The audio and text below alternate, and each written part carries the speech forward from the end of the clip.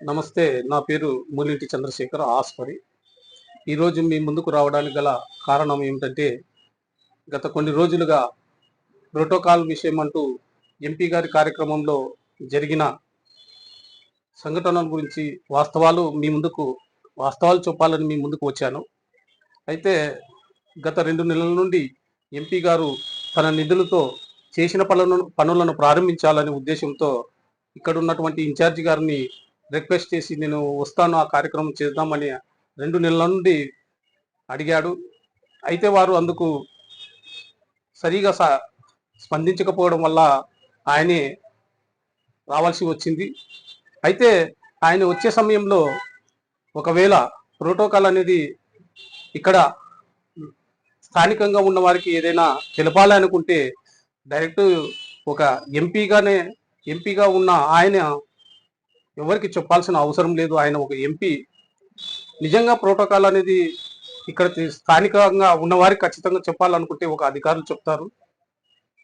ఒకవేళ పార్టీ పరంగా అయితే పార్టీ బ్యానర్లో ఉన్న వాళ్ళు చెప్పుకుంటారు. అయినా 2 నెలల నుండి ఆయన నిధులతో ఆయన చేసిన పనులకు ఆయన అడుక్కుంటూ ఉంటే కూడా సహకరించకుండా ఉన్నందుకు చివరి నిమిషంలో ఆయన రావాల్సి వచ్చింది. అయినా ఇక్కడ ఏ నిధులతో చేసినా ఎవరైనా మా తాలూకాలో మేమే సుప్రీంలు, ఎవరు కూడా ఏ కార్యక్రమాలు ఎలాంటివి రావాల్సిన అవసరం లేదనే ఉద్దేశంతో ఉన్నటువంటి అహంకార ధోరణిలో ఉన్నటువంటి వారు ఒక దళిత మార్కెట్ యార్డ్ చైర్మన్ గారిని అనవసరమైన విషయంలో అక్కడ కుల ప్రస్తావన తెచ్చి ఆయన్ను అర్ధాంతరంగా విలేకరుల సమావేశం నుండి ఎంపీ గారు లేచిపోయే విధంగా హత్య చేశారు, అవమానపరిచారు.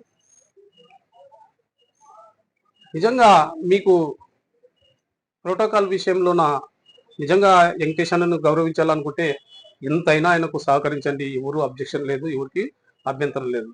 కానీ ఒక కురువ కులానికి చెందిన బీసీ కురువ కులానికి చెందిన వ్యక్తిని అవమానపరిచేలా ఒక దళితుని వాడడం ఇది అవమానం. నిజంగా ఆయన ఎంత మంచి వ్యక్తి అంటే గతంలో ఉన్న ఎంపీగా ఉన్న గతంలో ఉన్న వ్యక్తి అసలు వాళ్ళు ఉన్నారా లేదా, ఎంపీగా ఉన్నారా లేదా, ఏం చేశారనేది కూడా తెలియదు. కానీ ఈయన తక్కువ కాలంలోనే చాలా ముఖ్యమైన పనులు, కర్నూలు బళ్ళారి 4 లైన్ హైవే కావాలను, ఇట్లా ఆయన విద్యావంతుడు, మేధావి, ఎంతో అంటే దీర్ఘదృష్టితో చాలా మంచి పనులను ఆయన తక్కువ కాలంలోనే చేస్తూ తిరుగుతున్నాడు. ఒకవేళ నిజంగా ఆయన బీసీ కురువ కులానికి చెందిన వాడని సన్నచూపు చూసినట్లయితే, ఎవరైనా అగ్రవర్ణాల వారు సన్నచూపు చూసినట్లయితే మా లాంటి సామాజిక కార్యకర్తలు, ప్రజలు అండగా ఆయనకు ఉంటాం. ఆయన ఏం తప్పు చేయలేదు అనిపిస్తుంది నాకు దీన్ని బట్టి చూస్తే. ఇక్కడ ఆయన వాయిస్ ఇచ్చేవాళ్ళు లేక ఆయన మీద ఈ తప్పును, ఈ నిందను మోపుతున్నారని నాకు అనిపిస్తుంది. దయచేసి మీరు ఇలాంటి అహంకారం ధోరణి ఇక్కడున్న కొంతమంది వీడాలని, ఎంపీ గారిని మర్యాద ఇచ్చి ఆయన నిధులని మన ఆలూరుకి ఇంకా 3.5 సంవత్సరాల సమయం ఉంది, ఎన్నో నిధులు తెచ్చి అభివృద్ధి చేయాల్సింది పోయి ఆయనను ఒక ఎంపీటీసీ మాదిరిగా చూస్తే అది మేము సహించము.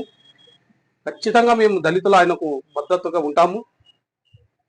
ఒక బీసీ వ్యక్తిని ఎంపీ స్థాయిలో చూడకుండా ఏదో ఎంపీటీసీ మాదిరిగా అంటే మేము సహించం. ఖచ్చితంగా దళితులు అండగా ఉంటాం. భవిష్యత్తులో ఇలాంటి సంఘటనలు జరగకుండా ఉంటే బాగుంటుందనేది ఆశిస్తున్నాం. నమస్తే.